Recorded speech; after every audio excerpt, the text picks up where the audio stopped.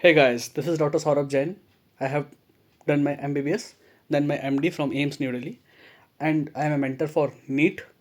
तो आज इस वीडियो में हम बात करेंगे कि आपके लास्ट के ये जो महीने बचे हुए हैं, 4 साढ़े 4 महीने, इसमें आपके बायोलॉजी की स्ट्रेटजी क्या होनी चाहिए। और आज मेनली हम इस चीज़ पर फोकस करेंगे कि क्यों आपकी बायोलॉजी प्रिपरेशन बहुत अच्छी होनी चाहिए ताकि आप एक प्रॉपर रैंक स्कोर कर सको, क्योंकि बायो अगर आपकी अच्छी होगी तभी आप फिजिक्स और केमिस्ट्री पर फोकस कर पाएंगे।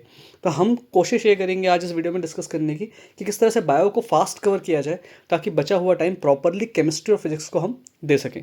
And in that order, that is सबसे पहले बायो, फिर केमिस्ट्री, उसके बाद सबसे लास्ट में हमको जो टाइम बचेगा वो हमको यूज़ करना है फॉर फिजिक्स।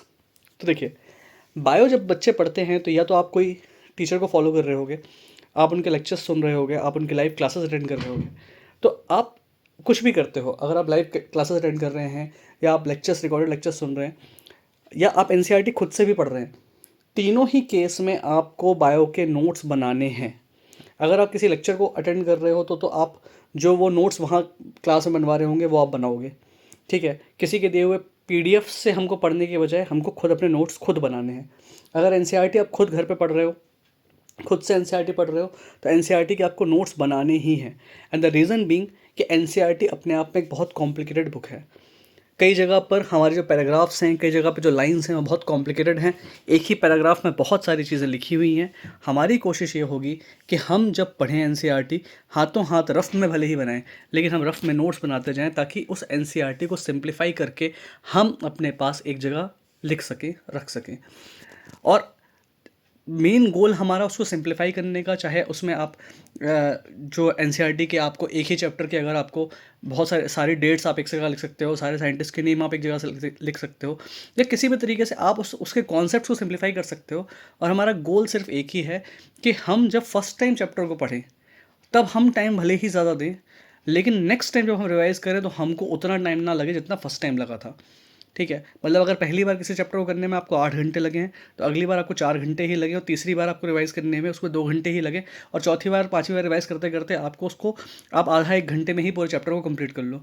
आपके नोट्स इतने प्रॉपर होने चाहिए। तो मेन जो सिलेक्शन का फंडा होता है वो अल्टीमेटली बात लास्ट में आके नोट्स पे ही अटकती है। Your notes are very important in biology. आप एनसीईआरटी के भी साइड साइड में लिख सकते हो चीज़ें, लेकिन अल्टीमेटली वो चीज़ क्या हो जाएगी, एक एंड में एनसीईआरटी भी आपको बहुत ज़्यादा भरी भरी सी लगेगी।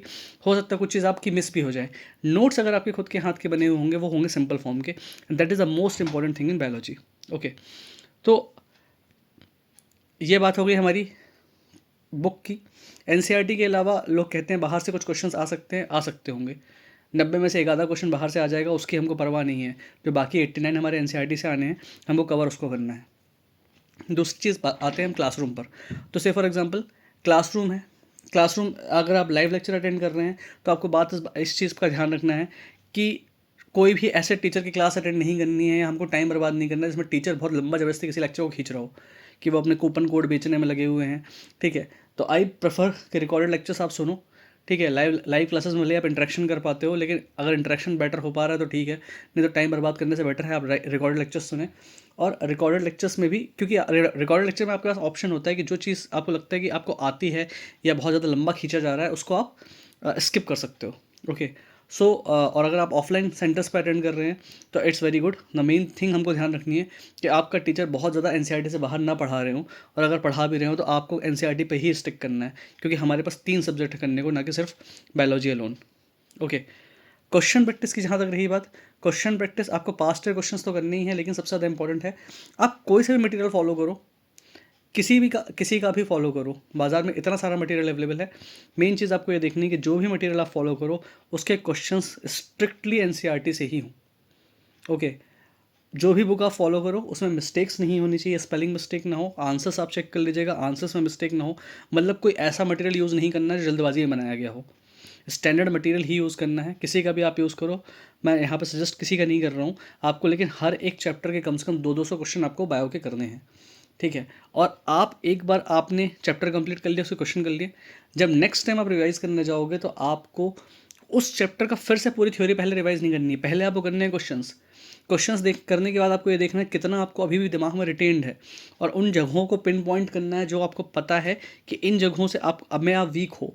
और आप जब फिर उसके बाद आप जब थ्योरी रिवाइज करोगे उसी चैप्टर की, तब आपको उन चीज़ों का स्पेशल ध्यान रखना है जो चीज़ें आप बार बार भूल रहे हो, और उन चीज़ों को अलग से मार्क कर देना जो चीज़ें आपको हरदम याद रहती हैं। क्योंकि जब लास्ट हम रिवीजन करेंगे तब हम उन चीज़ों को रिवाइज नहीं करेंगे जो हमको याद रहती हैं।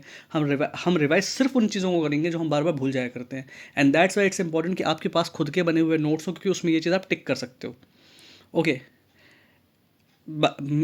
फिर से मैं यही बोल रहा हूँ, बायो आपको स्ट्रॉन्ग करना इसलिए बहुत ज़्यादा ज़रूरी है क्योंकि बायो एक बार आपने प्रॉपर टाइम लगा दिया, आपने एक बार कंप्लीट कर ली, उसके बाद आप उसके सिर्फ क्वेश्चन प्रैक्टिस के थ्रू और रोज़ एक एक चैप्टर रिवाइज करते हुए करने के थ्रू आप बायो को फटाफट निपटा सकते हो, और बचा हुआ पूरा टाइम आप केमिस्ट्री और फिजिक्स को दे सकते हो। क्योंकि केमिस्ट्री और फिजिक्स को आप तभी प्रॉपरली टाइम दे पाओगे जब आपको पता होगा कि जो आपका स्कोरिंग सब्जेक्ट है जो बायो है वो आपकी ऑलरेडी करी हुई है। एक बार बायो को ढंग से कर लो, उसके बाद सिर्फ उसको आप मेंटेन करते रहो, रिवाइज करते रहो, क्वेश्चन प्रैक्टिस करते रहो रोज़ 100-150, और रोज़ आप एक एक चैप्टर करके रिवाइज करते रहो। ईजिली आपकी 2 से 3 बार तो एनसीईआरटी एग्जाम के पहले तक रिवाइज हो ही जाएगी। सो बायो आपके सिलेक्शन का मेन फंडा है, क्योंकि बायो आपकी स्कोरिंग है। बायो कर लो अच्छे से ताकि आप फिजिक्स केमिस्ट्री को टाइम दे पाओ। तो आई होप कि आपको मेरी बात यहाँ तक की समझ में आई होगी। कोई भी आपको डाउट और लगता है किसी और टॉपिक पे आप चाहते हो वीडियो में बनाऊँ, आप प्लीज़ कमेंट कर दीजिएगा। I will definitely respond to you, और मैं उस टॉपिक पे वीडियो भी बना दूंगा। Thank you.